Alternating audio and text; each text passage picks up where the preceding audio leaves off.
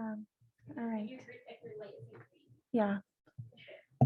Okay, I'm going to call the Monday, September 27th Park Board meeting to, not September 27th, October 11th, which is a different time than usual.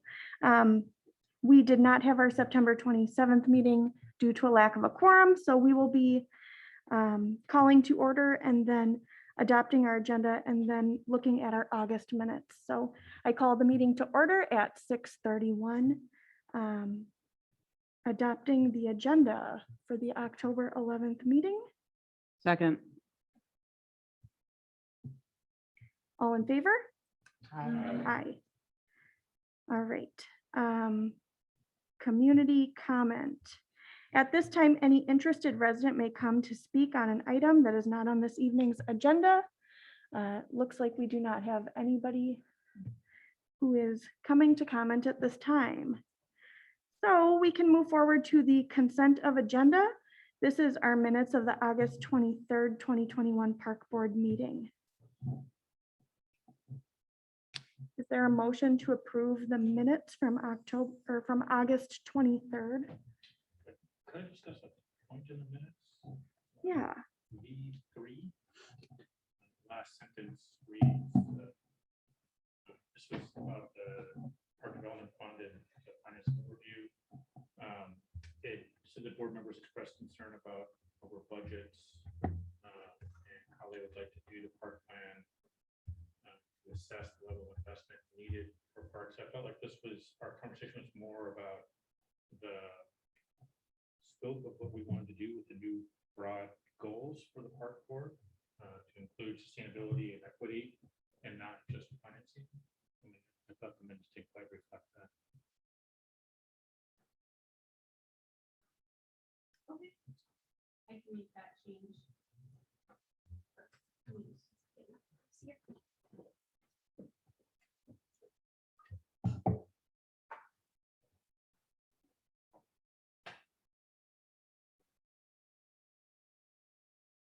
So can we approve with amendment? Yeah, and so I guess, move to approve the minutes with that amendment. I second that. All in favor for approving the minutes in addition, an amendment about our finance discussion?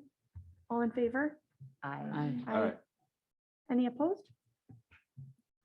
Okay, so that's a unanimous approval of the August 23rd minutes with the adjustment to our sentences on the finances overview to better reflect that conversation as Member Miller suggested.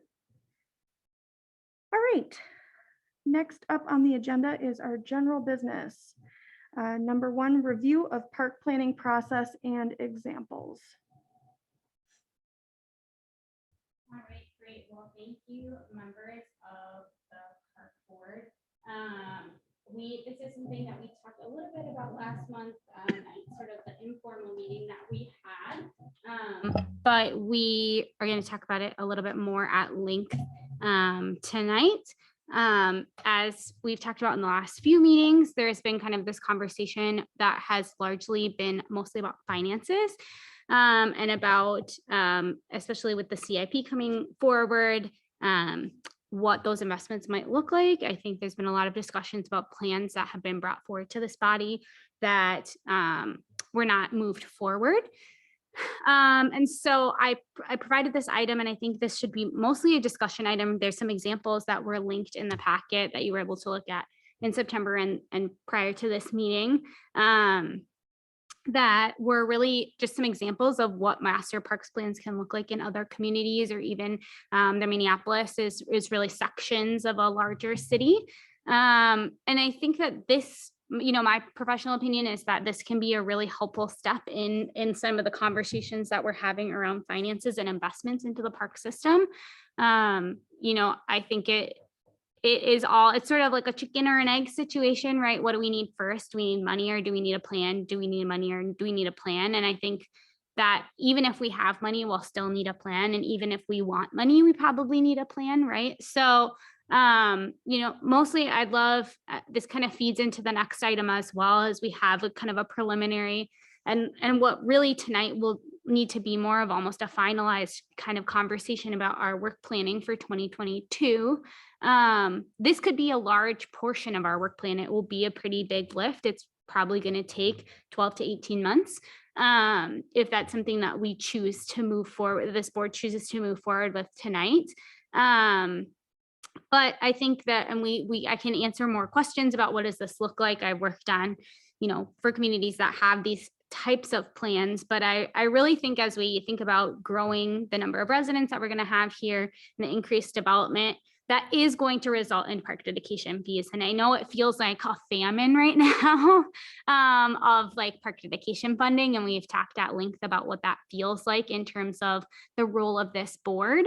But I don't think that that's a permanent situation. I think everyone is aware of what is happening, along Blake Road and what is likely to happen all along the corridor and even into other parts of Hopkins. So at this point, I think I would just love for you all to have a discussion about that as a concept and whether or not we'd like to put it as a work plan item for 2022. So with that, Chair, I just send it back to you for some discussion. All right, thank you. I personally think that this is an obvious next step, and I'm excited that we're going to be able to put all of our ideas in a document, and I'd like to turn it over to the board for any comments. I have a few comments. First, maybe a clarification or make sure I'm remembering things correctly from the last, when we talked about this before, that if we embarked on a park planning process of this kind, of the examples that we were shown, that would require a significant investment of money, right? So this would be hiring a consultant or something along those lines. I think that while I agree that these plans are wonderful and certainly have value, I have a concern as just an individual citizen and also kind of seeing the temperature of the Hopkins community, that the way the government is spending money is being very heavily scrutinized right now. And I would love if somebody wanted to tell me I'm interpreting this incorrectly, but I have a concern that expense of this potential size, and maybe there's more options than just the couple of numbers that got thrown out. Maybe there's like a wide variety of sizes of plans that we could potentially get into. I think for all the things that we need to pay for as a community and the general community impression about the cost of taxes in our city, I just have a concern that an expensive planning process will be hard for us to justify. Yeah, member Waits. So yes, you are remembering correctly, sort of that this is would be an investment that this board is making. This board would be making that investment from the Park Dedication Fund. So that is not a taxpayer expense. It's a fund paid by development here. So right now, we have a little more or less than $300,000 in that fund. There are some improvements that need to be made out of that fund. The east playground in Central Park needs to be replaced. There's some shelter improvements that could be made in Central Park that could be used, that fund could be used for. I think that there's enough fund money in that right now to pay for both a parks plan and some of those improvements in Central Park. However, I don't feel prepared to make the improvements in Central Park without a parks master plan. I think we could, but I think that Central Park has some navigational issues. It has maybe not lived up to its potential. Members of this board who've been here for a while likely remember that that Mr. Stadler had brought forward a parks plan for that park. Because if if you've been to Central Park, like where is the beginning, right? Where is the end of that park? What function does it serve in relation to Main Street? I think there's a lot of really big questions. So professionally, I feel not prepared to bring a playground design to this board for that park. I think that if I were to recommend anything to this body, it would likely be actually just removing the existing playground and waiting until we're ready to spend the money to do a master plan for that park. Because I think some things that have been thrown around was like ADA improvements, right? Maybe we need like a really inclusive playground there. I'm not really sure that that's even the best spot. There's no handicap parking to get to that. So you'd be parking pretty far and then bringing someone in a wheelchair or someone with disabilities pretty far to reach that playground. So I think that there's a lot of like more questions, and that's part of this process that hasn't been done, is sort of like, okay, we might make an improvement in a park. Like, what's the long-term vision for any park? What we've typically done in the past is just replace things. So replacing everything that exists in the park with something of the exact same style. So I think that is, we can maybe do, if that was more, the question is like, we really only want to pick back up the master plan for Central Park, and we'd rather just do one master plan and try it. I mean, that's always an option available to this board. It's going to be more expensive to do it that way than to do it comprehensively and think about all of the entire park system. So that's up for you all to decide and how you want to move ahead. But it wouldn't be a taxpayer expense. It would be something that this board would be paying from their own fund. So I agree with what you're saying, because I obviously have heard the climate in the city and whatnot. And I feel like one of the reasons that some of the climate exists is because of a lack of clear communication out. So I would say if we were to set a narrative to begin with that says we have park dedication fees and this is what we want to do with them, and then ask for community involvement. But I would say we need to set a clear narrative so that it doesn't end up in some Facebook post somewhere that the city is just spending more money. We have these fees, they're not taxes. How do we engage the community? How do we talk about what do we need, as opposed to, like just replacing? That would be my ask, would be, I like to plan first and then execute, but have a sort of corporate mindset. So, but I do believe that there will be people who will be jumping up and down screaming at an $80,000 or $100,000 lift if we do not get out in front of it. But I think there's a good enough story to get out in front of, to explain and invite participation, that we can educate people on why we would want to do this. Well, my other comment was going to be that anything that we do needs to have in the community involvement, which I believe it would, based on what the examples were that we saw. They mentioned that a lot. And I think that that is absolutely critical in getting the buy-in that we need to do anything going forward. So whatever we park plan of yes, no, or somewhere in between, I think that has to be the first thing that is included. And yeah, I'm also very concerned about the big expense in line of how much other planning the city's been engaged in. We just finished our comprehensive plan. We have, as a park board, really fully incorporated that plan and the sustainability aspects and the planning part that's already been done. They're going through a zoning plan, which was also something we were commissioned for.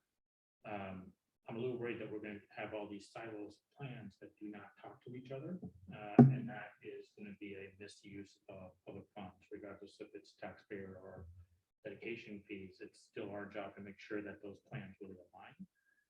So I am in favor of a plan. I'm hesitant about jumping ahead with a consultant and delivering on something where we don't really know what we're asking for.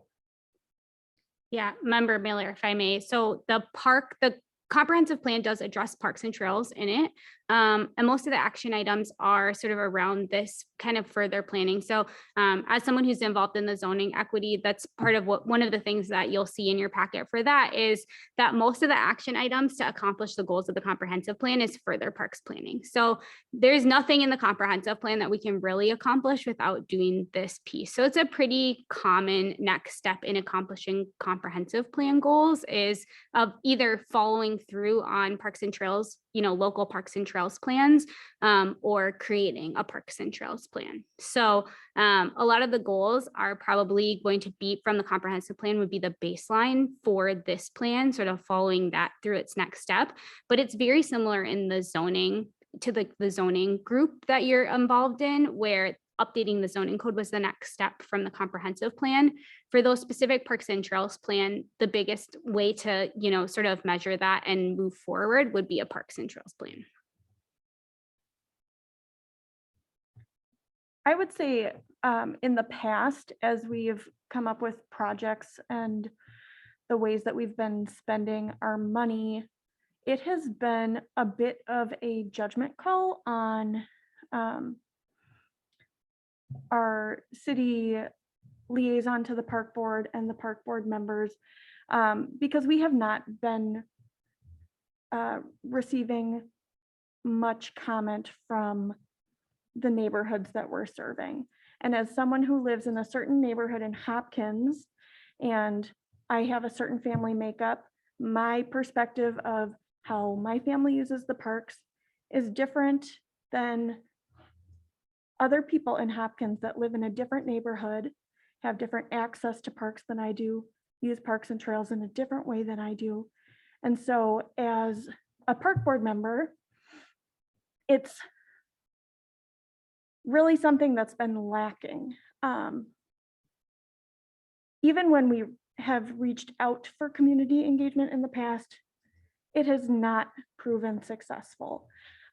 Oftentimes, as we see now, nobody is here at our meeting. On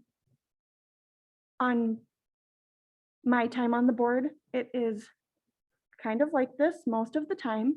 And I think when you're serving an entire community and you're not receiving community input, it is easy to fall into the trap of just listening to the one person that shows up to the meeting. And I think that a plan could really be a stepping stone for just setting the board up for success for years to come. And it might feel not as exciting as just saying, yeah, let's build the park right now. But I can see a huge benefit of taking this time to do this and then having that foundation where we can use that for years. And especially in a time where we're seeing more development and we're anticipating that we'll be seeing more funding in the future, this could be a great way to set up the board for success, especially if we're thinking about equity in our parks in all neighborhoods and really trying to find that community engagement. Because I think that we've tried different ways as a board to engage the community, and we really haven't seen input from everybody that we're looking for input for. And having a consultant go out, they'll probably have ways and tips and tricks to help engage the community that maybe we don't have. I hope that they I would have hope more so. than tips and Yeah. tricks. Well, They actually create the opportunities. Well, I was trying not to downplay whatever we've done in the past. No, Peggy Sue, is that kind of a top priority in doing this? I mean, how would a professional engage the community in helping us create a plan? Yeah, I think, one aspect that we didn't discuss in this meeting, but we talked about a little bit last month in our informal meeting was the way that we would shape the process of seeking a consultant for this. So if this was something that the board was interested in doing, we would have some discussions for the next couple of meetings about what does that RFP look like? How would we select a consultant? What are the criteria? What are what are we looking for them to do? So if we, there's levels of ways that we can, we could spend $250,000 and none of us could ever look at it, myself included, right? And we could just say do everything. That's probably not what we want to do. But we could kind of say, our expectations are that a consultant would hold this many meetings, would engage this number of people, would, get this type of feedback. And so we could look at some RFPs of other communities who have recently done these types of plans to kind of build what we would like our plan to look like in the end. And that can involve that community engagement portion. An option, if we don't feel comfortable with this as a 2022 goal, this board could say, our goal is to do some of our own engagement to sort of figure out how we would do that process in the future. What are the top priorities that we could give to a consultant and say, these are the priorities of the community. We've gone out and done some of the engagement ourselves. Now, the nice thing about having that baked into your plan is you're sort of already talking, when you're already talking with people, you have that consultant hosting events or doing, in community development, we do a lot of arts-based engagement and really unique and creative engagement. You're asking people to really directly impact something, and that may give them more talking points versus like walking into someone's neighborhood and be like, what do you think of parks? So there's avenues if this is feeling for the majority of people like something you don't want to pursue. And we could explore that with Central Park. Again, I think that there are sort of like bigger fish to fry in Central Park than just sort of like replacing one item. And I think that I worry that in the interim of taking this time where it's sort of slow from a development perspective to really think about, are there areas where we would want developers to have publicly owned private space? Are there opportunities for trail connections that we don't currently have, that we would not get necessarily ahead of it in the way that we could now? So I think, yes, 100%, there will be consultants who will be, whoever we choose would be doing some of that engagement, coming up with creative ways to reach folks and to get really unique perspectives. And I think anyone we would select, we'd want them to have like translation services and be able to reach like the East African community that lives along Lake Road and some of, our Hmong and Spanish speakers. So I think that can be really baked into the RFP process. I'm not sure if that quite answered what you were looking for. As you're saying that, I actually got some park feedback from a citizen the other day. I was feeling really good about that. And just so that none of us feel really badly, the city council only had one person at their last meeting. So we're not doing too bad. But so I started listening to a podcast on, there's a group that they spend no money. It's a nonprofit group. They go into areas that need help with park and stuff like that, but they don't have any money.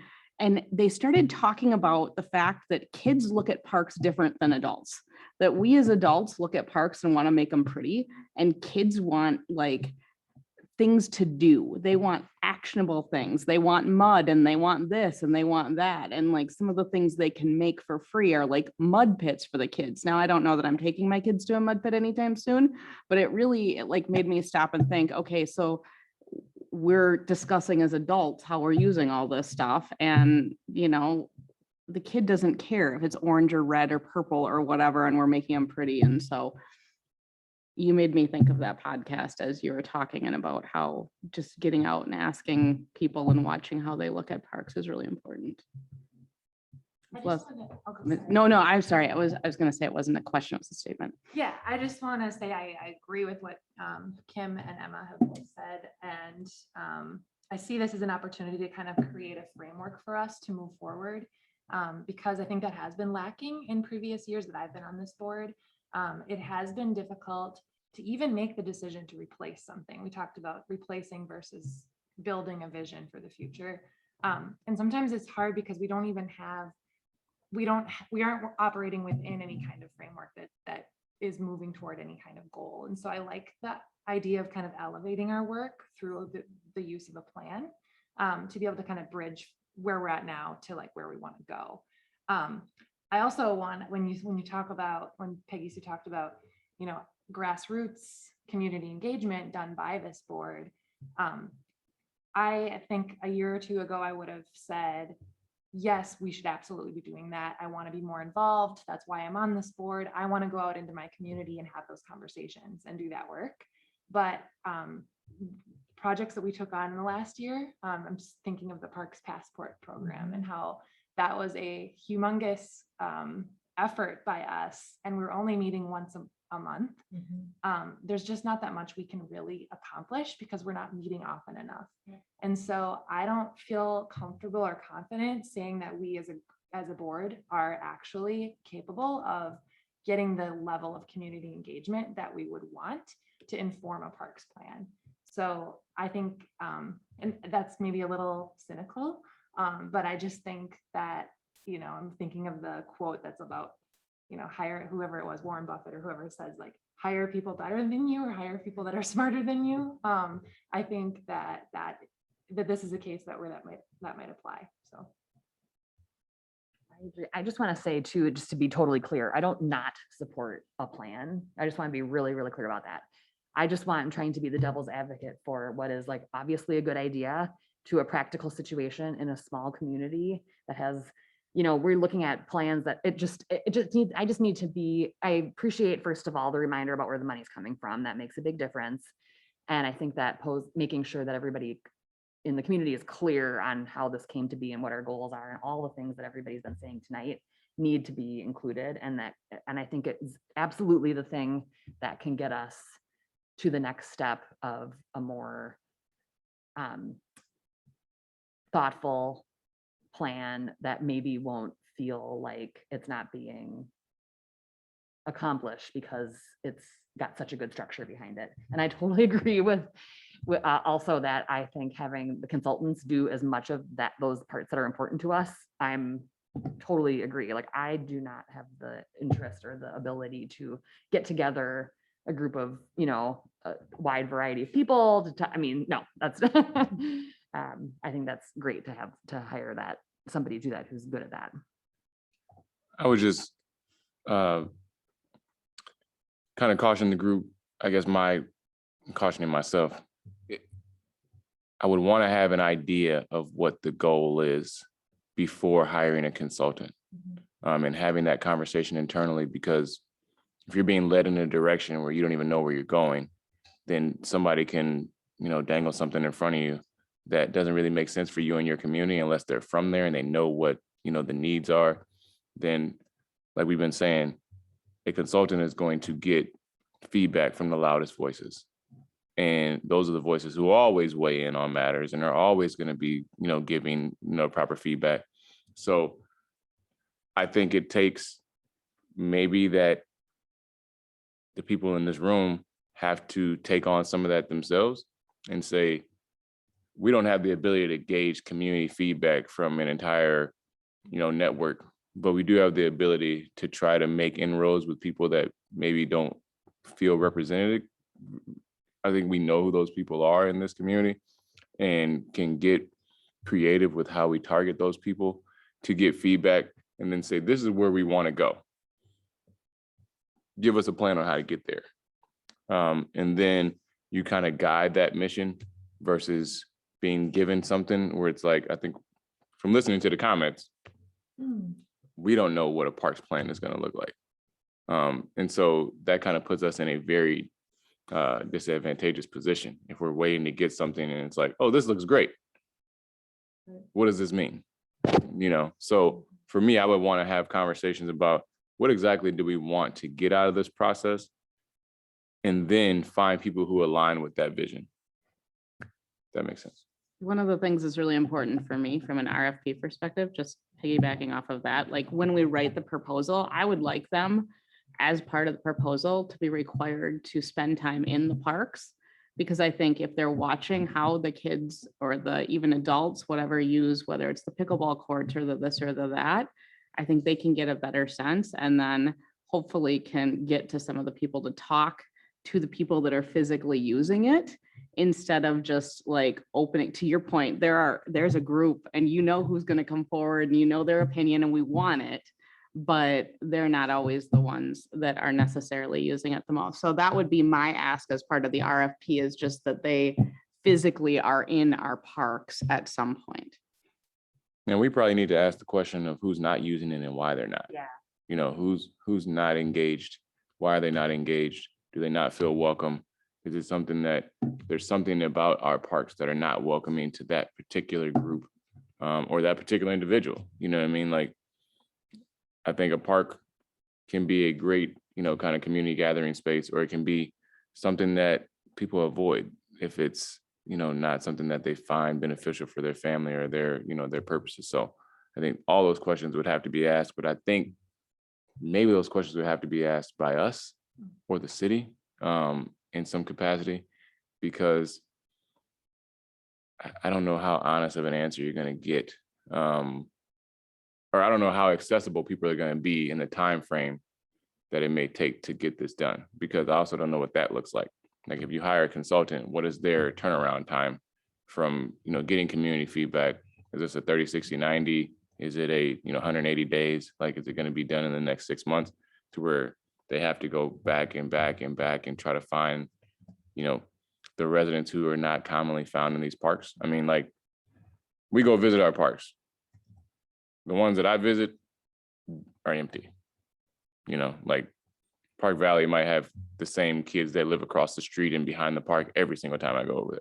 So it's like, there's not a lot of use for probably parks that are like super accessible based on the distance from these neighborhoods. Like they're literally in the middle of a giant row of houses and apartment complex. And, but there's a couple that are frequently used, but the ones that I go to with my kids, I go there because they're empty and I don't have to worry about being around anybody. So I think there would have to be that information for me to feel comfortable spending any amount of money. I'm cheap, so I don't want to spend any amount of money unless I know what I'm getting out of it. And if I don't know what I want out of it, then I haven't done my homework to even like engage in that process, I feel like. Would the people who do this kind of consulting work, are they in some way experts on parks? Or are they more experts on planning and getting people? Mhm. Right. And the reason I asked just is that there's a lot that could happen that we could do that is more modern initiatives that I just don't know about. So I would hope, my expectation would be that these people would also, we would be able to say, like, we have many residents who aren't using our parks. What are things that we haven't even brought up yet? I would want to make sure that that was included. Yeah, member wait, so the types of firms that would propose on an RFP that we would send out, and Hopkins is a very attractive community in terms of like consulting firms that would want to do work here because of the type of community it is. Would likely be firms that are mostly led by landscape architects. So people who predominantly design parks. And I think that's what I would guide this board to look for, is someone who predominantly plans parks. Because I think that that's going to be, part of a park plan. If you were able to look through the examples, a parks plan is sort of three main portions. So one, an assessment of your current system. So what does it have? What is the condition of it? Some of that our public works department is doing right now with Cartograph in terms of just like a basic inventory. But so a third of your parks plan is sort of going to be looking at how you currently serve the community. And how does that compare to like what communities of our same size typically offers? Do we have more or less of certain things? Are we completely missing things?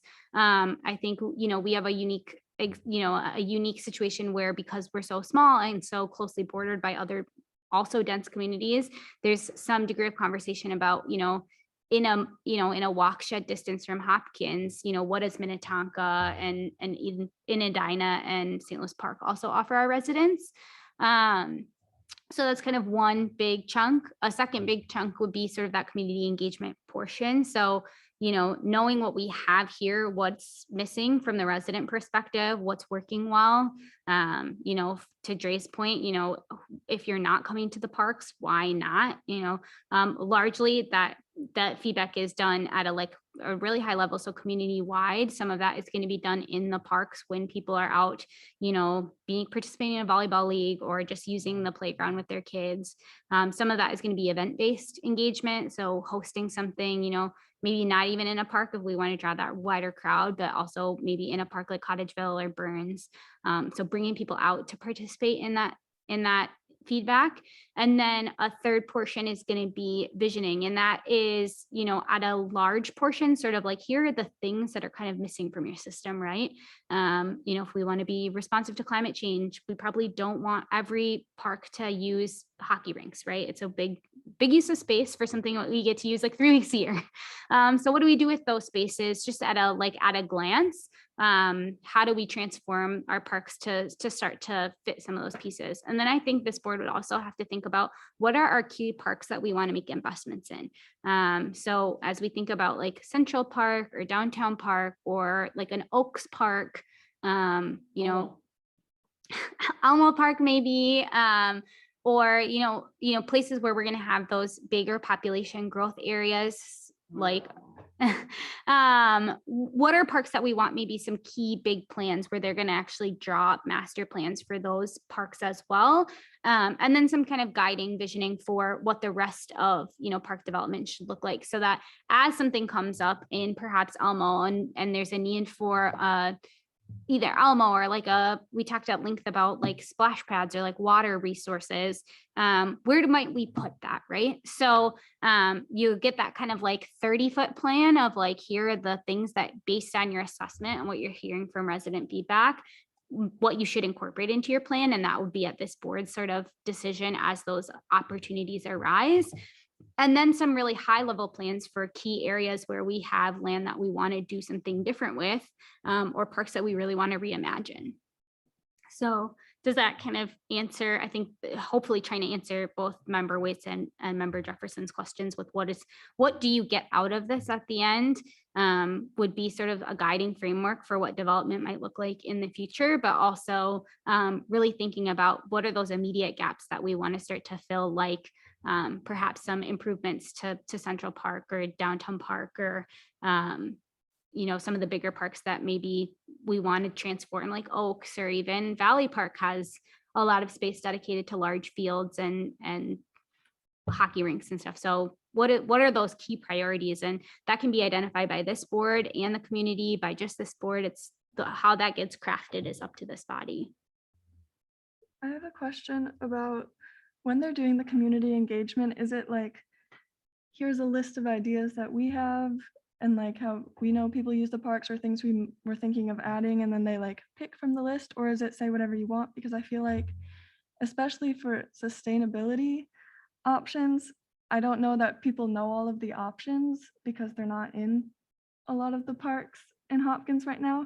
And I'm thinking of things like natural playgrounds or like rain gardens or community gardens where people might not even think of it. And I feel like we could get more of an expert's perspective on that kind of thing, or like someone who could tell us what would make our parks more sustainable. And I feel like that's not necessarily just like public opinion. Yeah, Member Berman, that's Exactly a what I great, was trying to say, but she said it a lot better. yeah, that's a great question. And I think that engagement will vary, right? Where they'll probably come with, you know, I've worked with in designing parks and implementing plans where you're bringing forward, like, here are some sort of like, you know, the like natural play areas, or here's where we might put, like, what do you like more, like native grasses or turf, right? So some of those, like, kind of like pick one or the other. What do you like? Something that's like a, you know, a plastic play structure, or like nature play. Do you like paved trails or unpaved trails? So some of those things, yes, the consultant will kind of bring like lots of ideas that members of the public could reflect onto, and also leaving space for some of that big like visioning from community members too. So I think there's room for both of those things in the public process. I'd really like to see, you know, more future thinking and planning. And I know we talked about this in earlier years, but there's a really cool fawn crossing in Whitetail Woods Regional Park that was made for $70,000. And it's amazing. There are rocks and mud and logs to climb on, and it's awesome. And it was super cheap. So I think the cost is also something to consider, because the kids don't really care. They don't. No. My kids love, I'm looking at this right now, my kids love this park.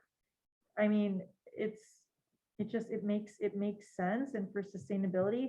And I also don't want to forget that the U of M conducted an advancing park equity and accessibility plan last year that had a lot of great ideas that we can't implement because we don't have the funds. So I think the plan is great, but I think the core of the issue is still gonna be the same, whether or not we have the plan or not. Maybe I'm being cynical, but I haven't seen anything done in years. So how is this gonna be different? We're gonna spend a year on this, and then what? Are we gonna have funds or not? We have a plan that the U of M did. It's lovely, but then what? I have not seen any action, and it's really, I think it's great, but I've heard it before. I mean, So the U of M did a parks plan for the city of Hopkins. It was graduate students. it was graduates, but they still offered very simple things that we could have pulled the trigger on. Or thought about things a little bit differently, like how to fund the parks. Maybe it is business and the city co-owned. I mean, they got really creative with some of it. Or they said, you know what you need based on your population, you need more cricket courts. Right?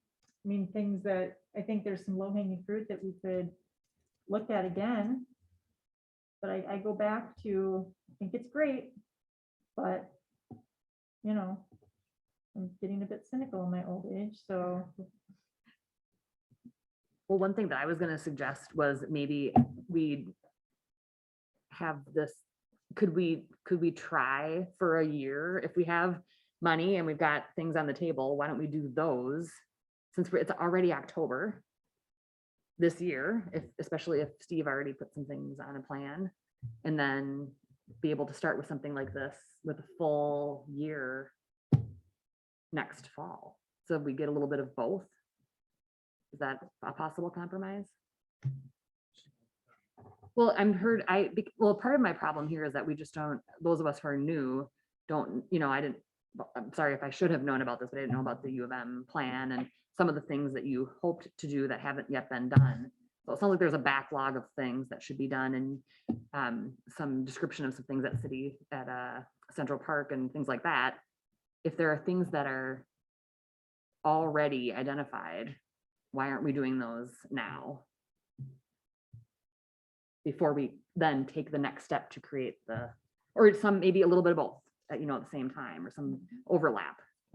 My hesitation is, I feel like we have a lot of great ideas, like there are probably community members who would love if we had cricket fields, but where are we gonna put them?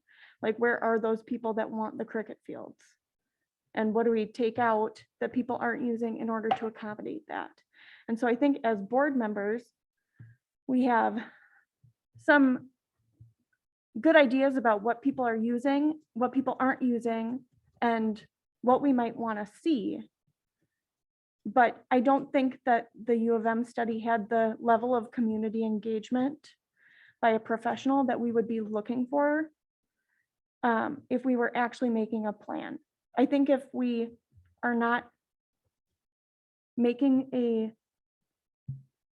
park planning process, then we are essentially doing the same thing that we have been doing, which is doing our best to identify what we might want to add, and you add it to the existing park in a way where it's adding one thing without looking at the entire picture of the whole park system and what that would look like in the future and how we might want to use that in the future on a wide scale. So I think we could continue as we are. It's just going to be a narrow scope. And if we're looking for a wide scope and we really want to diversify what we're offering and making sure that people have access to what they want to access throughout our different neighborhoods, we're going to need more than the U of M plan, in my opinion. Or If the goal is to position ourselves to get funds, let's just say that that's the goal. Because that's what I've heard Peggy Sue say before. It's kind of hard to go to the board or to the city and say, hey, we need funds. Well, tell us, like, is it helping to wrap it up in a package? Because that argument makes sense to me. Right? Because we don't know what the community members want. It's our best guess. we've got a few things to lean on, but if the report will help us position ourselves in a place that we can feel more either comfortable or confident going to ask for funds, I'm fine with that. I'm just trying to be realistic that I want to make sure we're not disappointed in 2 years or a year and we're having the same conversation again. I'm fine with it. I think it makes total sense. I want to make sure we're setting our expectations. Right? It's an expensive report. It's expensive. So how is spent? I'm just trying to play devil's advocate too, right?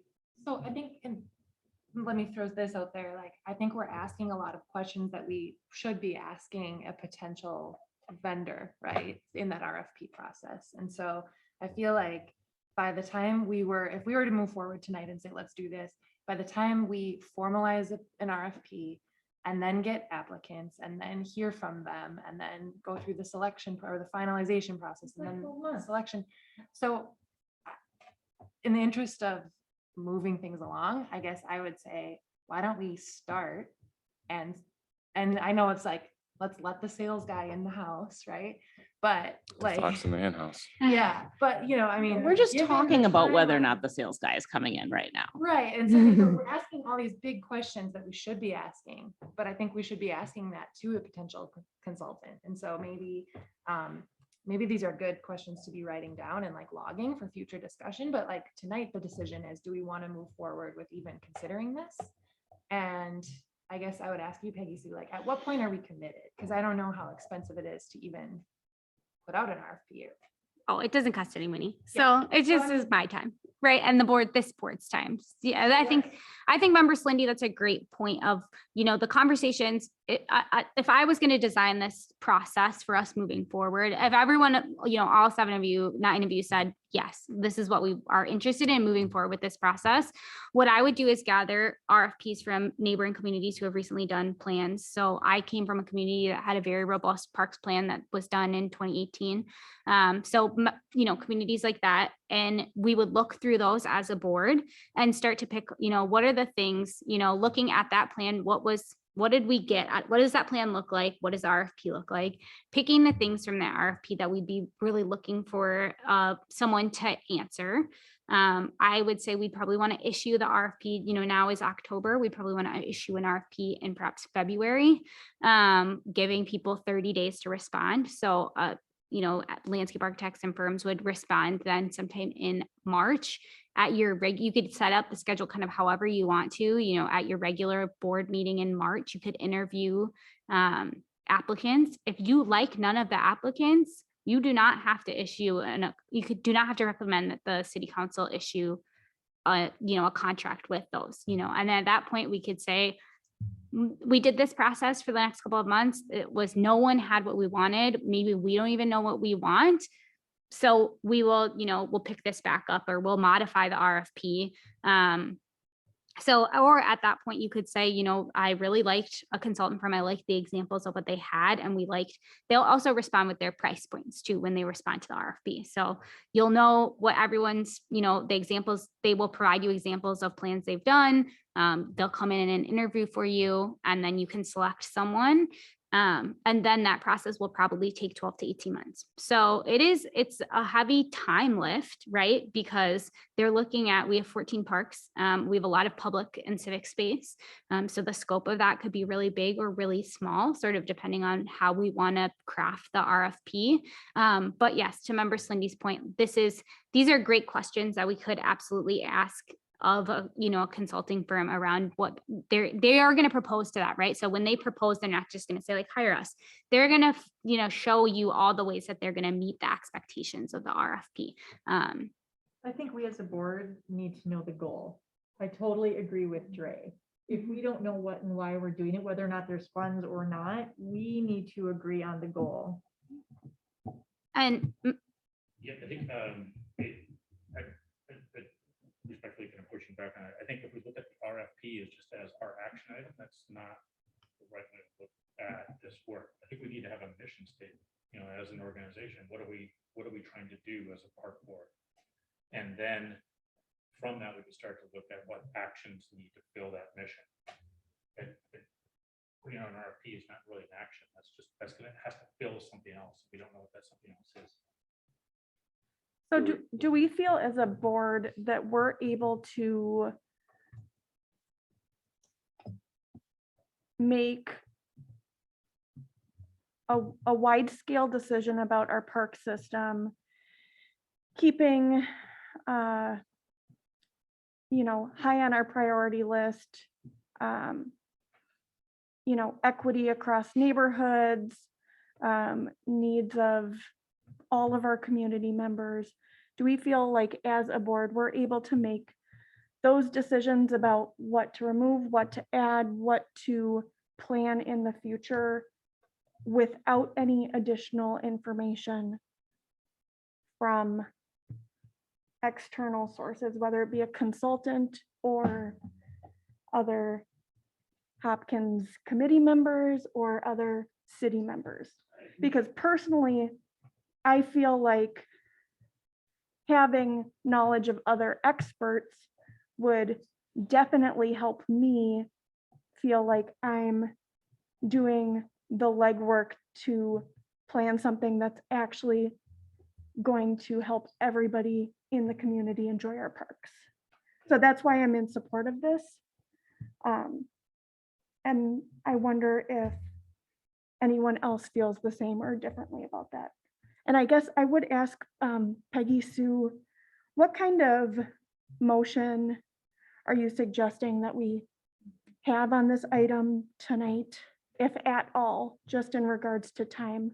Yeah, Member Figgins, I don't think that a formal motion is necessarily requested. However, as the next item, as we talk about the work plan, you will have to determine some work plan items as a board that will be presented to the council. So you could determine at this item or in your next item, if you would want to pursue that, the creation of an RFP and seeking requests for proposals for a parks master plan.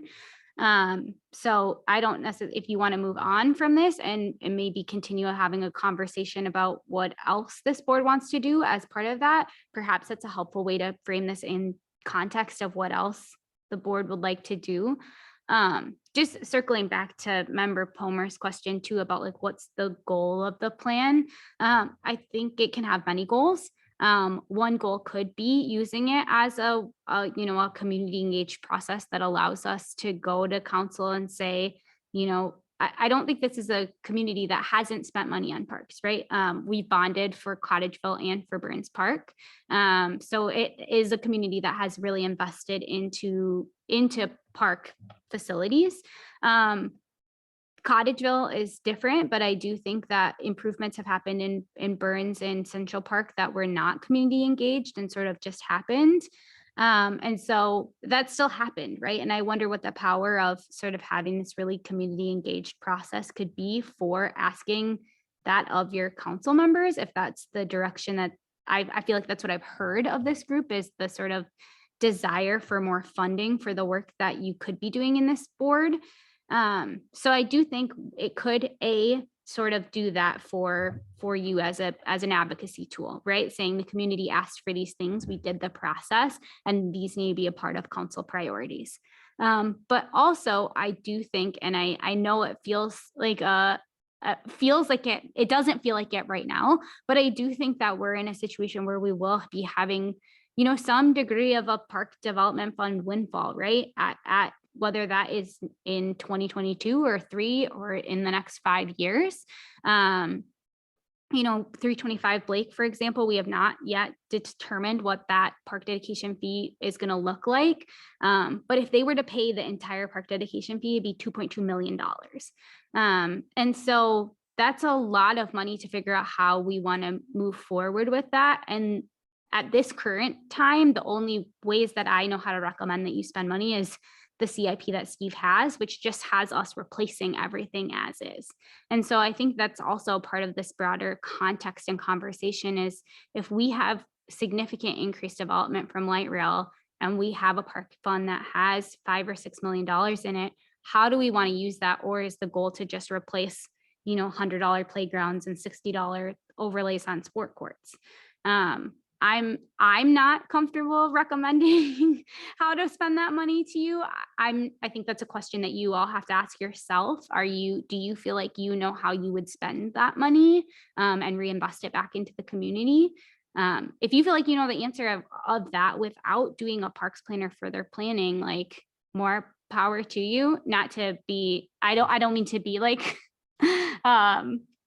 negative about what that looks and feels like. And I think that those are the questions that you kind of have to ask is in a scenario where we do have money, which I don't think this is a permanent situation, or in a scenario where we want to ask for money, what do we want to do and how do we want to serve the community? And especially a diversifying, growing community where most of what's going to get built here is going to be apartment units, right? So people who really need that outdoor space and how might they use it?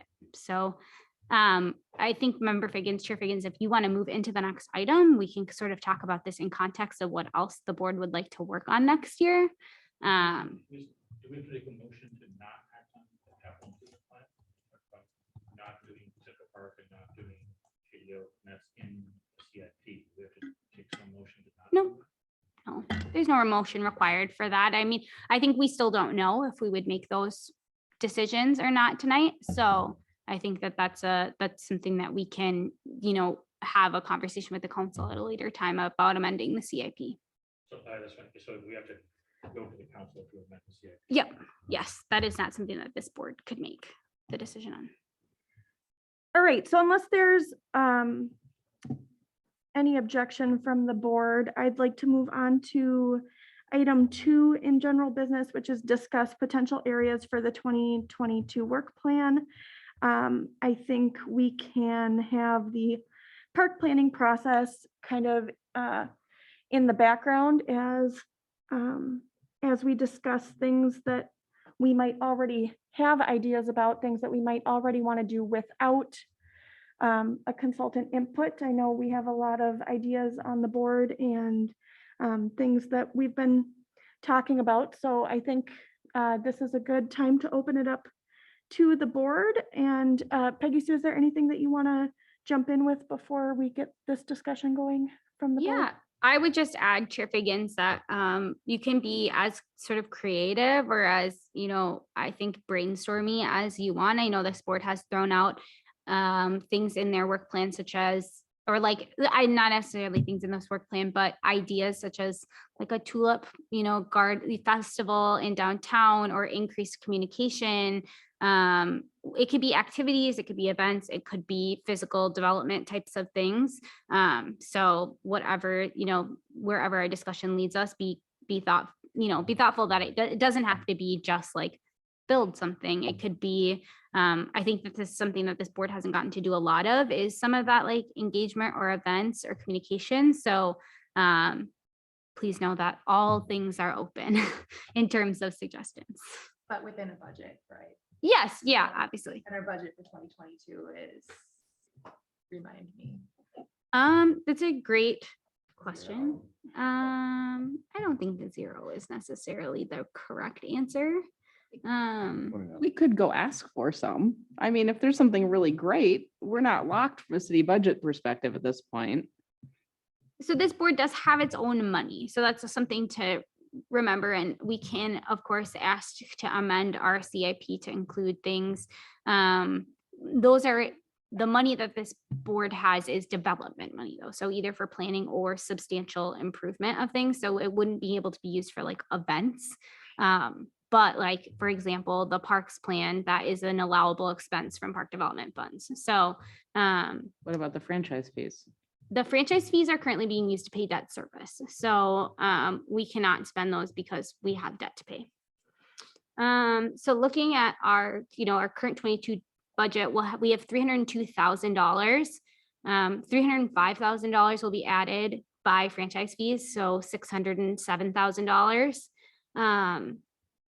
We will then spend some of that for like maintaining the skate park. There are some improvements that need to be done at Shady Oak Beach. $160,000 is set aside for improvements to Central Park, the picnic shelters, and then the play equipment. $110,000 is being paid on the Cottageville Park bonds, leaving a balance of $285,000. Plus there is some money in here, and I apologize, I don't have the full spreadsheet. It looks like increasing another $20,000, maybe from some fees. I'm not really sure where this is coming from, so I apologize. So our projected ending balance in 2022 is $322,000. So again, for the context of, do we have money? Yes, we have quite a lot of it in terms of, we're not like at zero, right? Is that guaranteed right now for 2022? This is in the preliminary budget, so it is not guaranteed until the budget is finalized through this budgeting cycle. But at this point, this is, our preliminary budget. So that, Assuming it's finalized, it would have to be spent in the current fiscal year. Nope, anything that's not spent is rolled over. Okay. So right now we will start the fund balance with $302,000 of money that is largely from park dedication fees. So in 2021, we collected $279,000 of park dedication fees. Do you have a ballpark of how much the consulting company would be? I mean, is it $50,000, $500,000? I just don't have any sense of what it even could be. Yeah, I think it's likely that we'd spend between $80,000 and $100,000. It really depends on how extensively what we're, really looking at. You can have really, extensive looks into ways that we might want to save money, or how, looking at the financial side from an organizational perspective. I'm not really sure that makes sense, because we don't offer recreational programming, right? So that's a lot of times what that can be a big lift. So I think it just really depends on the level of detail that we want out of the park planning and assets part of that. So I think it's reasonable. I want to set a reasonable expectation that you'll probably spend $80,000 to $100,000. so that 180 for Central Park right now, 160. or 160, sorry. Yes. The 160, we're saying that if we want to do the parks plan, we're going to defer doing that work until we have a parks plan. So We we would- have that money to spend if we're going to defer it until essentially 2023 based on the park plan.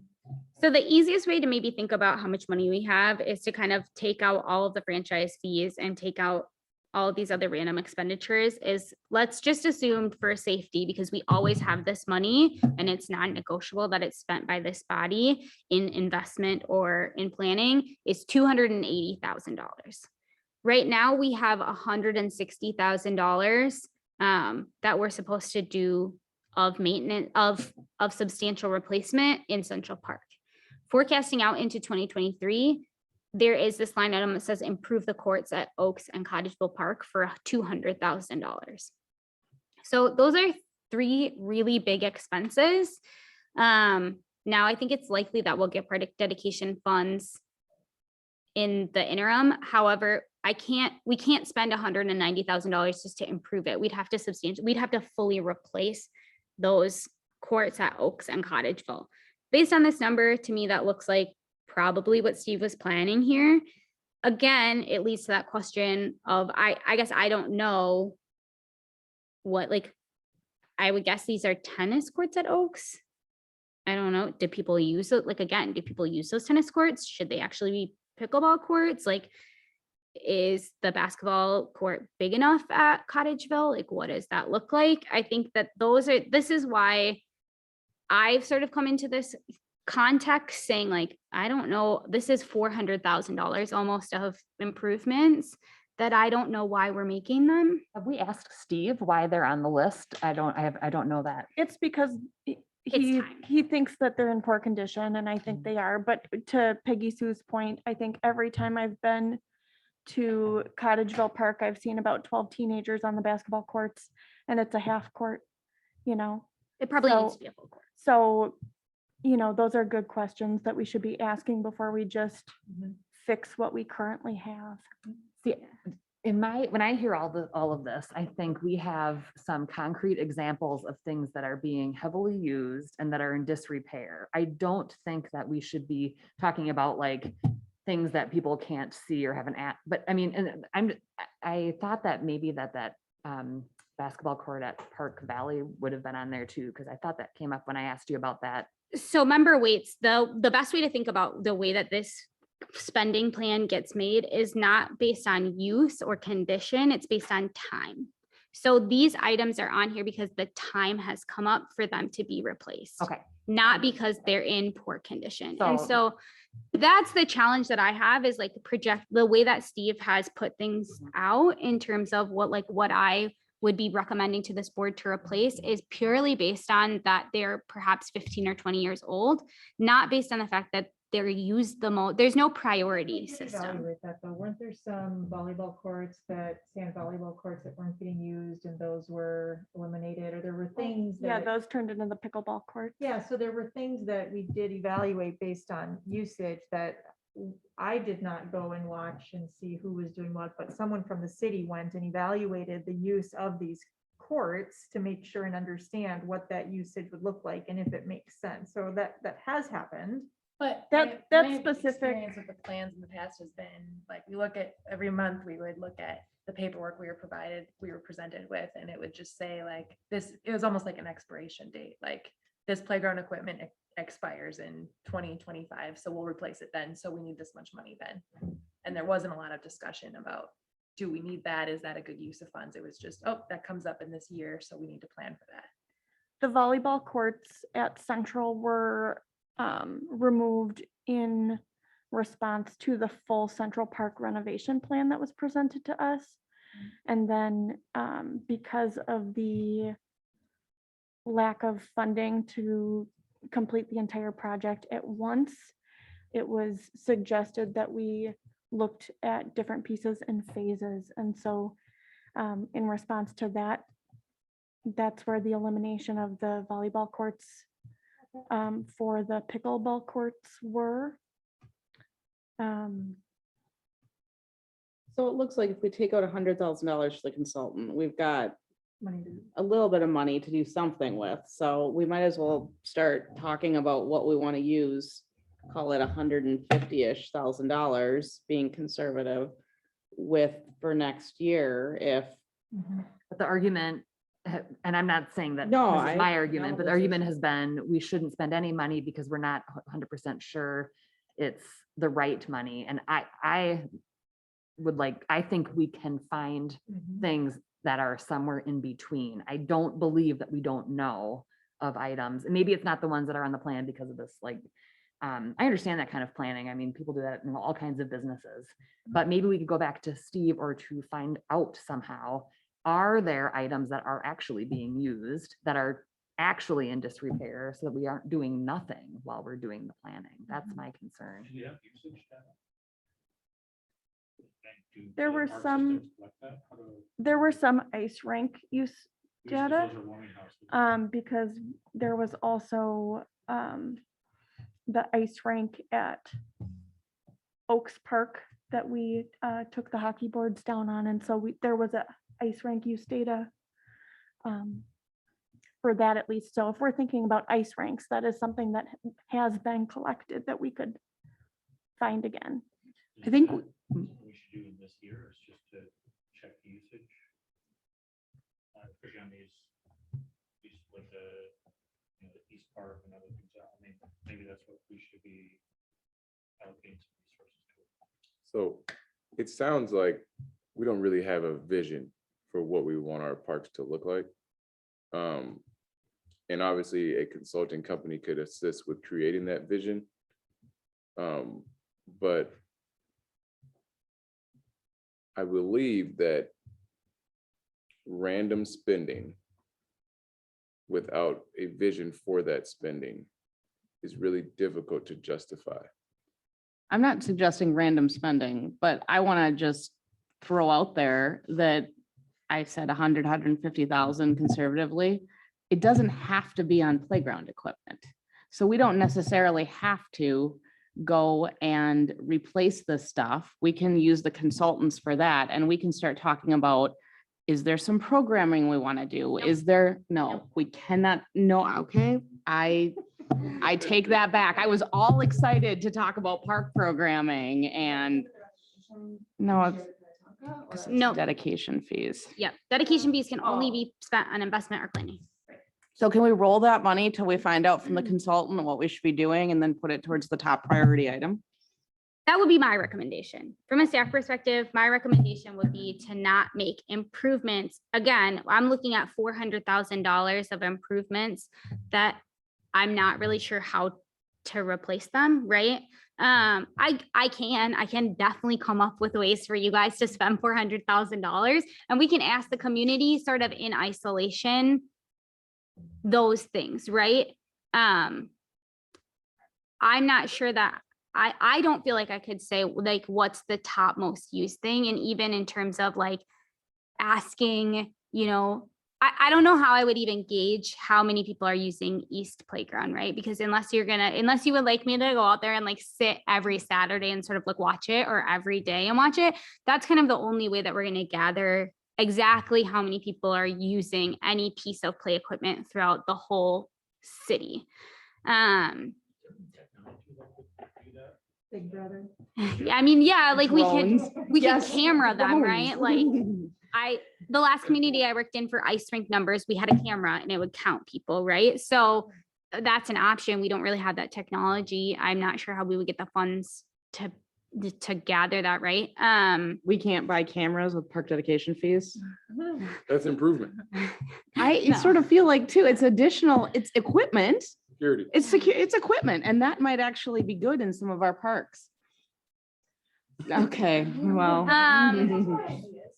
Yeah, Yeah, I would encourage us to see if we have any ideas about brand new equipment, not repairs, or a brand new structure, anything that you would think we're looking for in a park that we would use this money for. Because if we can't come up with anything besides repairs, then we're not able to spend this money on repairs. We're not able to spend it on programming.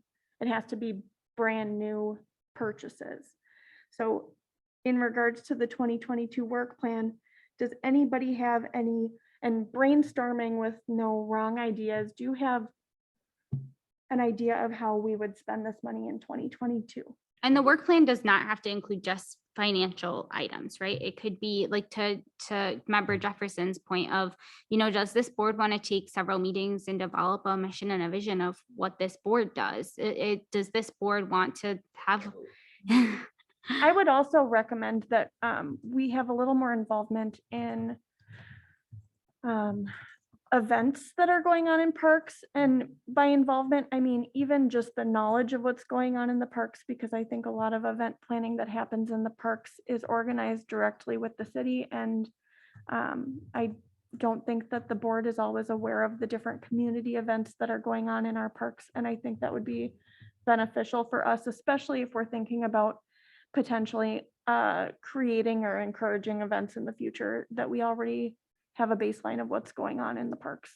And also, I 100%, because I'm all program, you heard me just get sad that we don't have the money to go to programming. But in addition to that, I think we need to connect with the police department, because they do spontaneous rec in the parks a lot, and just try to at least understand how often they're going to some of the parks with the footballs and the this and the that, and like how we can support what they're doing there from a rec in the park. So adding on to the, like, how do we get more involved in the things that are going on in the park that we don't know about? Yeah, I think my biggest thing is, and I think that there's complication with our relationship with Minnetonka, but, and from the perspective of being a new mom, and I know we have other parents on the board, but there's a huge miss, I think, in Hopkins, within Hopkins city limits, of not having very much programming at all to speak of.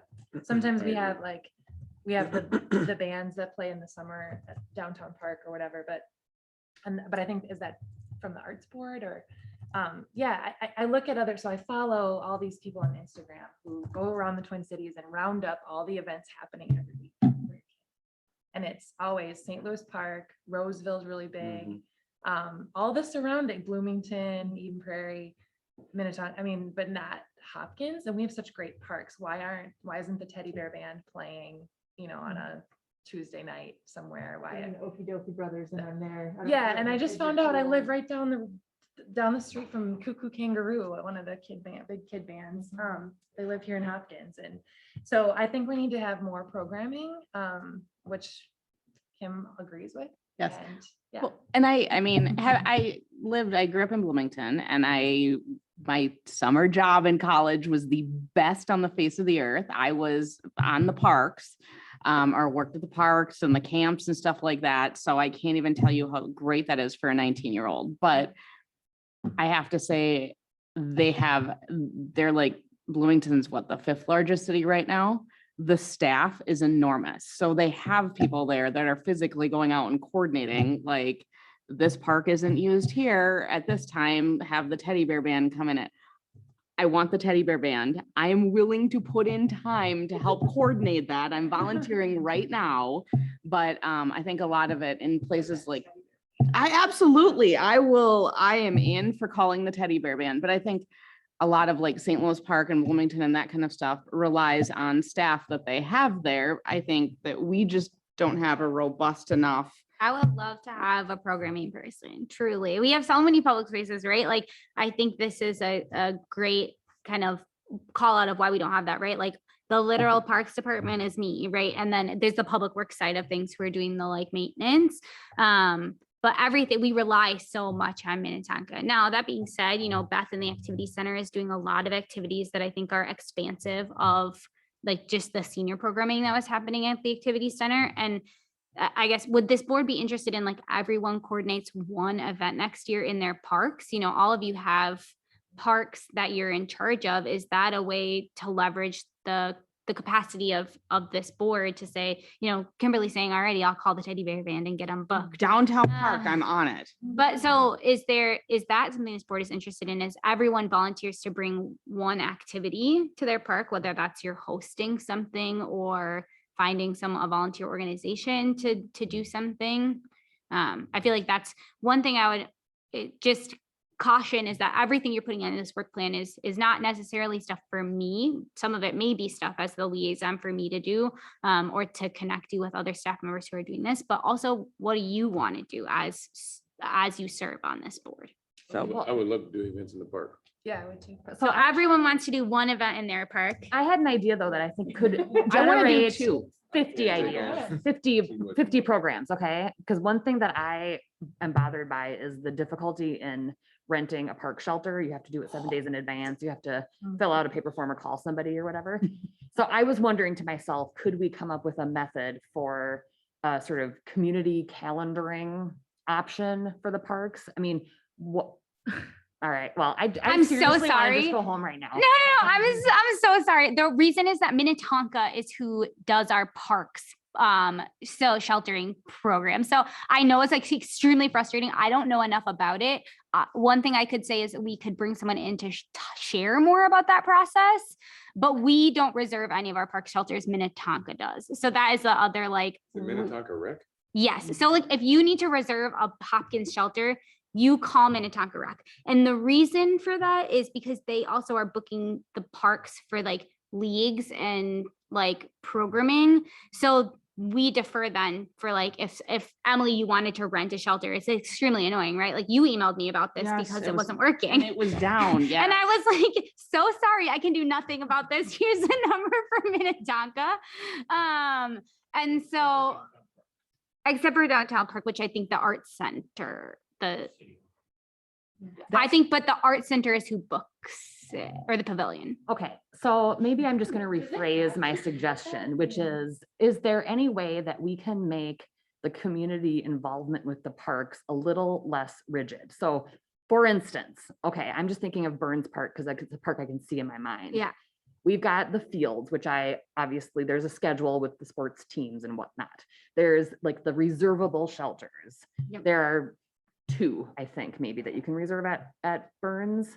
There's a whole lot of other things going on though in the park. Maybe there is a way for us to say, maybe within that system, maybe we say, we're going to tell Minnetonka that the first Tuesday night of every month is a community planned event. We're just reserving it in advance.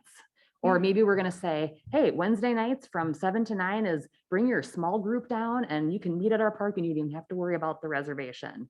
Maybe we have, I mean, I think that what I'm suggesting is, or actually on my list was, what, is there any way that we can be more involved with the way that Minnetonka is doing the scheduling or something? I mean, we have 5 parks, they have 3 that you can schedule from. So it already feels like maybe they would like to have, I mean, I just think that the use of the parks feels really restrictive. And I have had a couple instances just with my own friends and things going on where we're like, would have been nice to know that we could just go and might be available and maybe it wouldn't be, I don't know who's got it scheduled. Got it. I have a question. So I'm assuming that, and this comes from a perspective of having working in somewhat of a recreational capacity for the school district, who also partners with the city of Minnetonka on a lot of different stuff. And I think there's a lot of ownership by the city of Minnetonka of the city of Hopkins. And it's, very difficult I'm in a different position because I have the ability to remove that ownership piece when I see fit. But for this body, it seems like the question was just asked that I don't know the answer to is, does it have to be like that? Is this a budget thing where they have a recreation person? Because I don't understand how parks within the city limits of one city can be controlled by another city unless it's voluntary. It was voluntary at one point. Shady Oak makes sense because it's kind of between, and that we both benefit from that for that one park, but for Minnetonka to oversee all of our recreation seems.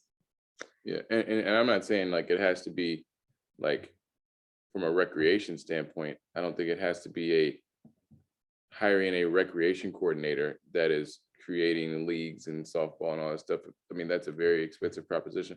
It's also a very profitable proposition, and that's why Minnetonka does it all. But I don't think that that's the place where I'm coming from. But I think there should be, now, it doesn't sound like there's any wiggle room in this budget.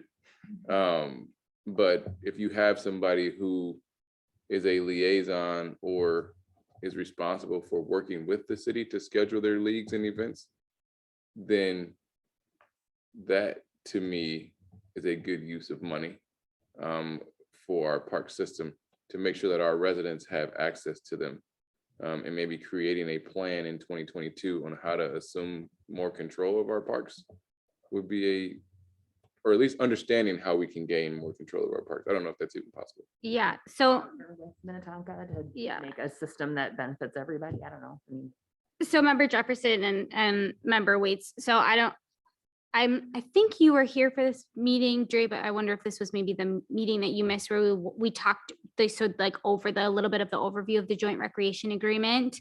So yes, so Minnetonka generates a revenue of about $1 million on Parks and Recreation. Mhm. The expenditures of recreation is about $1.6 million. So Minnetonka loses money on recreation. Most programs throughout the entire metro lose money. It's a service that taxpayers are genuinely happy to pay for. So of that gap between 1 million of revenues and 1.6 million of expenditures, the city of Hopkins pays 1/3 and Minnetonka taxpayers pay 2/3.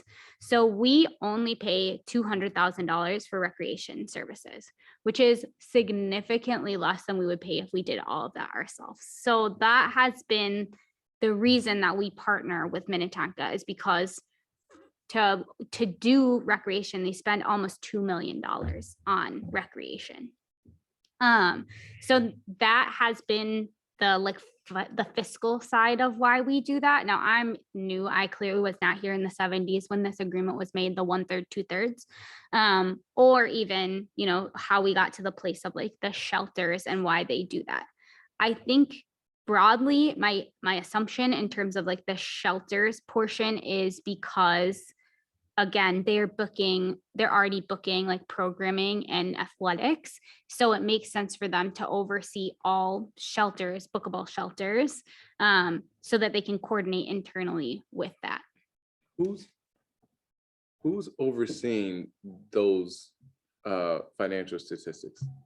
Because that, I don't know if I'm allowed to say certain things, but there is a lot of budget that is being I don't even know if I'm up.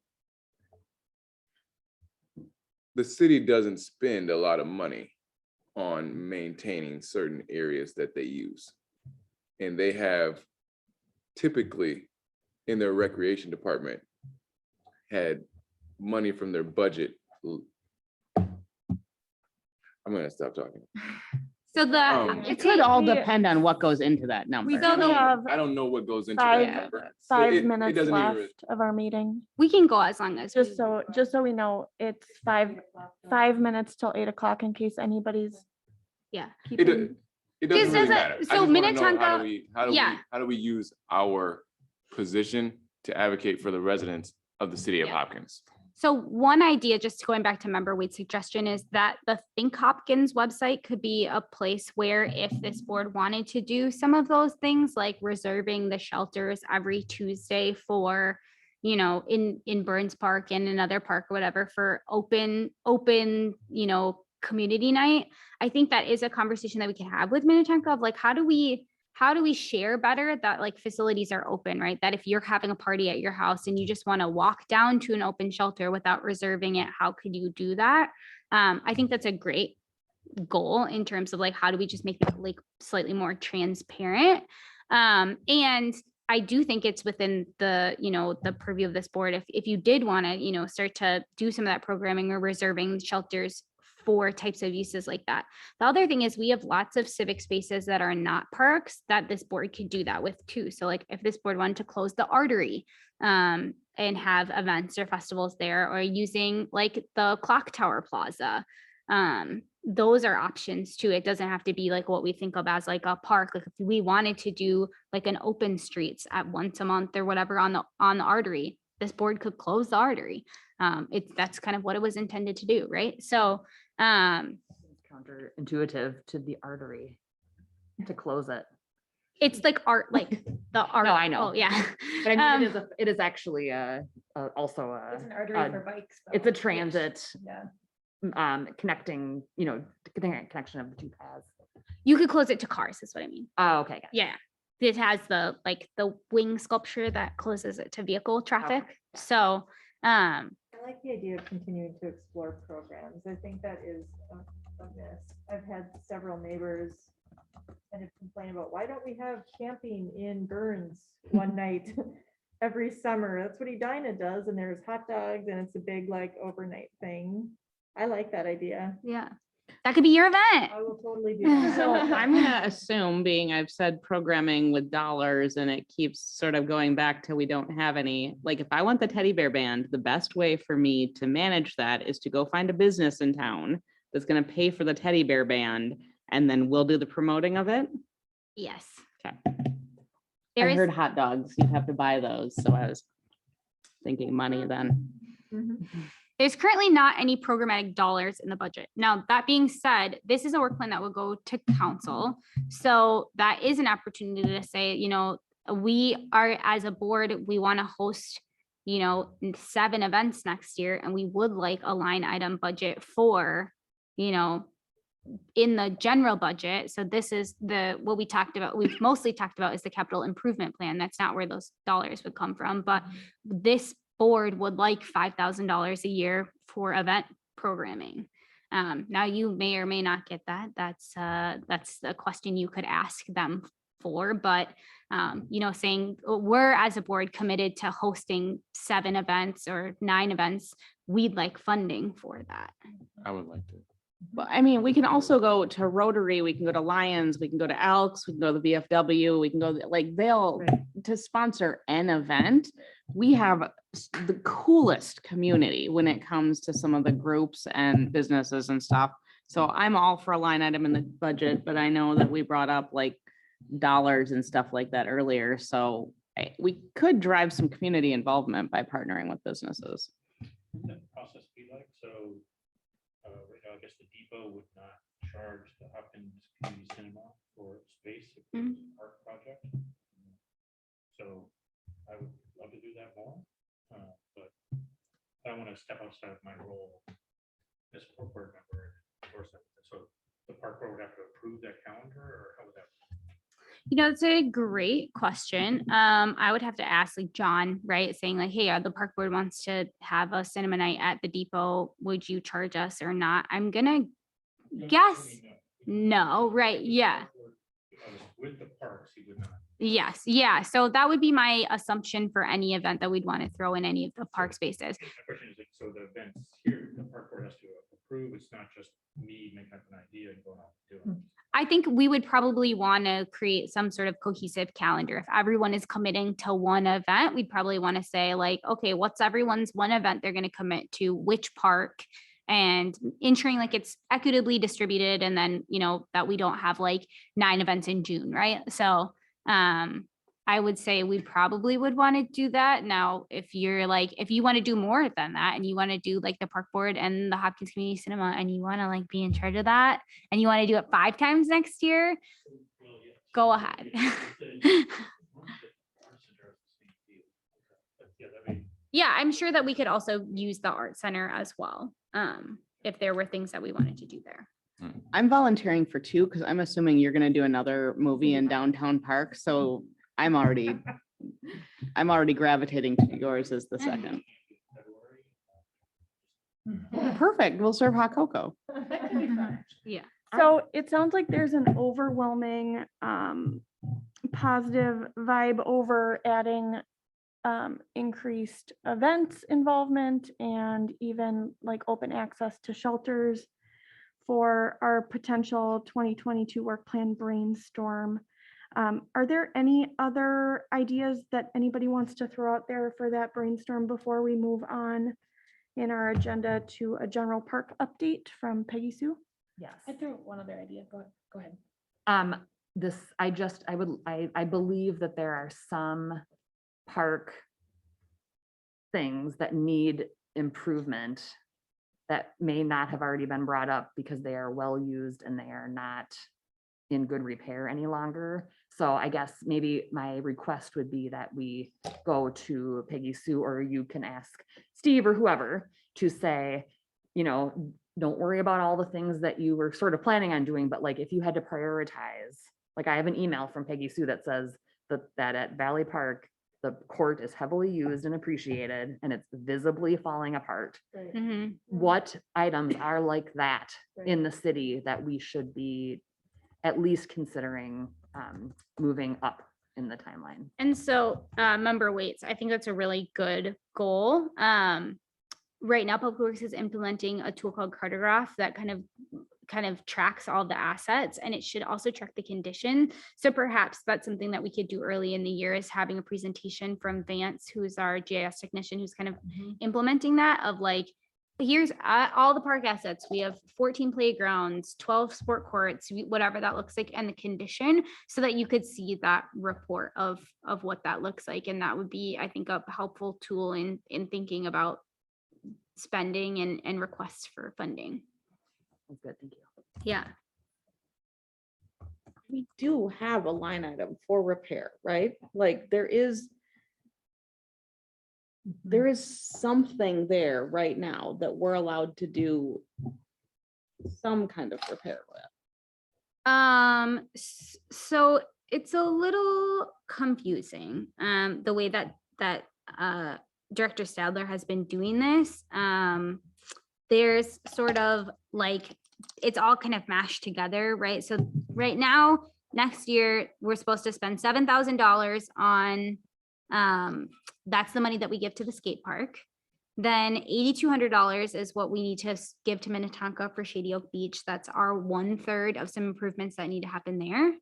And then $160,000 for items in Central Park and the East Playground. So that part of it can actually be used on, like, to the last point, and I mean, downtown park, I think I've said the benches need to be repainted. I'm sure there's 1 or 2 other things we need to do, just whether it's a picnic table or this or that.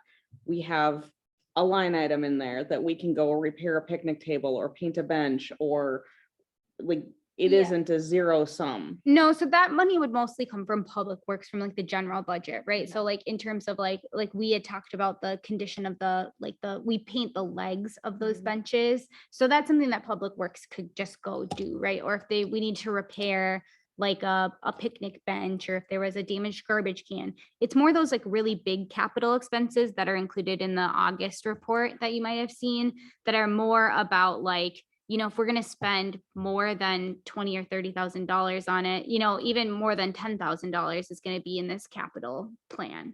So minor improvements like repainting of benches or repairing a picnic table or things like that. One thing that I would love to get done next year is we don't have any bike racks in any of our parks. And that's something Public Works can just do for us, right? Like we can just we have them at Public Works. We've just never put bike racks, as if no one ever bikes to any park.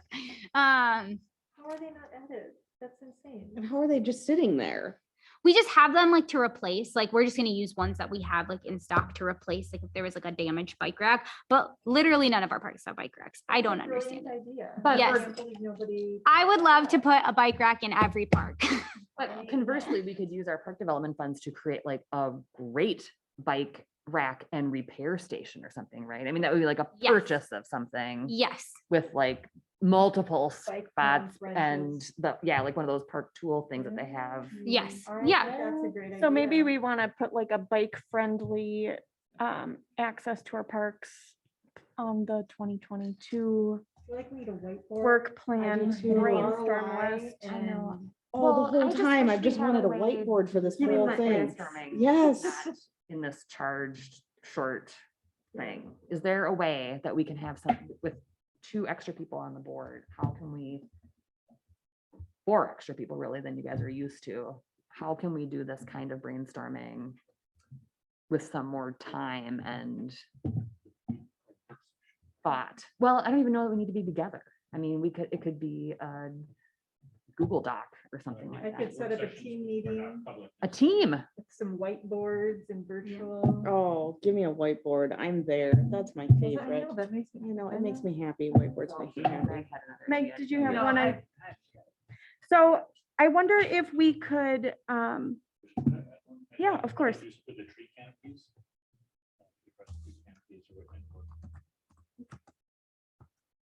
That is part of our general perk update. Peggy Sue, do you have anything to say as an update for the Healthy Tree Canopy Grant update? Yes, I had gotten a question from Member Miller on how that funding was being spent. So if anyone was watching recent council meetings, it was an item that was approved, was accepting a Healthy Tree Canopy grant. We are like a target community for emerald ash borer. So we have a lot of ash trees that have to be removed. And so Member Miller had asked if what was the replacement schedule of those? How are we doing it? Was it being done in areas where we were having like heat island effect? And the answer to that is no. What we are doing is just replacing where we've lost ashes. So that's been the priority, right? Is to replace where we are like now have gaps because we're removing ashes. So that's something that you may see happening throughout the community is, I was out in Valley Park today and Jay was like, well, there's an ash I'm going to take out, and putting an ash there or a new tree, not an ash, is kind of the priority with those dollars right now. Can they remove the tree stumps? That is part of that Healthy Tree Canopy Is grant it? as well. Yep. So some dollars to remove stumps of trees that were removed. We could take more I and just put them have in to go because my dad is here. Thank Sorry. you. Are we Um, skipping the- oh, sorry, go ahead. And then the 325 Blake Road update. Yes. So I had this on here just because I just want to keep you guys all aware of sort of how things are progressing in on 325 Blake. I think right now we're in a phase where we are seeing if they will provide an application for a planned unit development in their TIF application at the November Planning Commission meeting. There are still quite a lot of things that they're still working through right now. So right now they're kind of plotting out what that's going to look like, what the buildings are going to look like, what that open space that will be retained by the Minnehaha Creek Watershed District will look like. We are also hopefully, do you have a question? Later. Yeah. We are hopefully retaining a consultant to do some of the engagement with the parks and wayfinding. So the Watershed District has used a consultant to do some engagement of what their parks space would look like. So I encourage you to check out the Minnehaha Creek Watershed District's website. Otherwise, I can send it around too of their kind of preliminary report of what might be included in those parks and open space areas. But then we're also hopefully working with LISC, which is an organization that uses artists to do some engagement around like what the wayfinding and public art will look like through the site. And so hopefully that will be something that will come forward in the November Planning Commission meeting. One thing that I have, again, I don't feel like I've gotten an answer from the developer yet on is how they might pay for their park dedication fees, which would be due at time of the final plat approval, which would be right now, just a broad estimate, about $2 million. That being said, there's a lot of site work that could be done there. Like, for example, maybe we want them to include a bike fixing station, as well as just some of the amenities in the public plazas and stuff that we may just ask them to pay for and then discount how much they owe us. But they are also asking for TIF, right? So unclear how that, like, I'm not really a TIF expert. So unclear how that all kind of plays out. Just a deferred payment. Yeah. So, and I'm just not really sure if they are asking for TIF, if one of the ways that we would help alleviate the burden of the cost for development would be to give up some of those park dedication fees. And in terms of the trade-off, there is going to be a large park there that would be developed by the Watershed District. So it is sort of meeting some of those needs. And I'm not really privy to how those conversations are happening yet.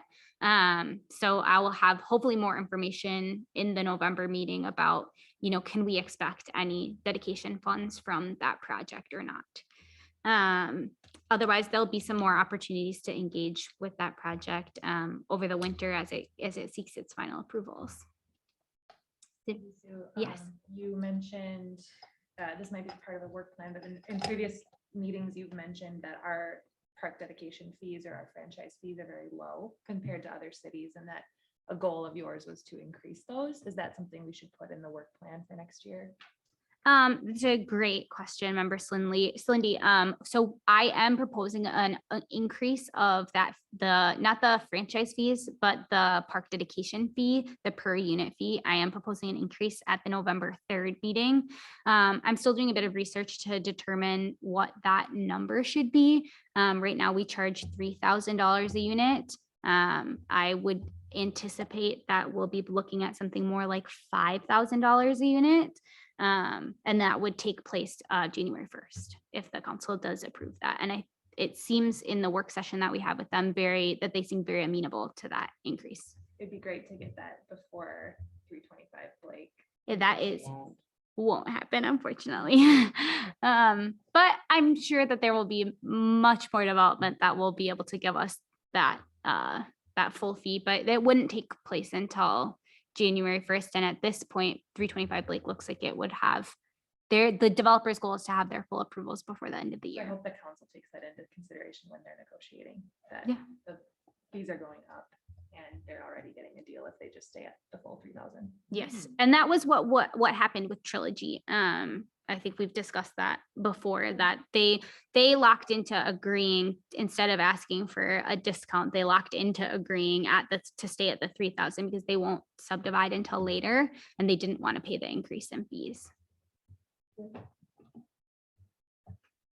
All right, so if we could move to the park area assignment reports, I would encourage us to think about what else you might want to add to a work plan and have your ideas for next meeting so we can continue to have these ideas, because I think with those ideas and with the thought of the park planning process, I think those go hand in hand. So if everybody could just come prepared to our next meeting with some strong thoughts about that, I think that would really help push us in the right direction. When is your next meeting?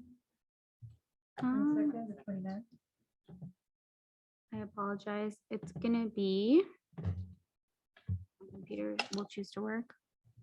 The 22nd,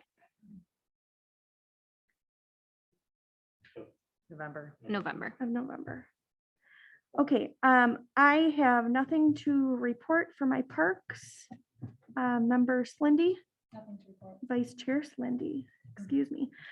Member Palmer, No, nothing to report. Member Jefferson, No updates. Member Waits, Nothing to report. Member Miller, I saw a abandoned bike at the Parks Reserve. Doing that, so there's a bike that someone had chained to a fence post and it's apparently torn apart. and I'm not sure what happened. If you see that happen again, you can just give me a call and I'll have Public Works go out and take care of it. I'll send an email now to. It's on bus stop, is that still Parks property or is that No, we can take care of that. We can take care of that. so if the city does that, is there a bike recycling program or? I would have to ask, I'm not sure if Public Works will take care of it or if PD would take care of it and then PD would hold it until someone claimed it and then we would dispose of it accordingly. Member Stiley, Benches, painting, but that seems to be my, and nothing on Elmo. Member Berman has had to left. Member Batur. Nothing to report. All right. Our next meeting is on November 22nd here at City Hall. Do we have a motion to adjourn the meeting? It is 8:16. I move to adjourn. Second. All in favor? Aye. Aye. Bye. All right.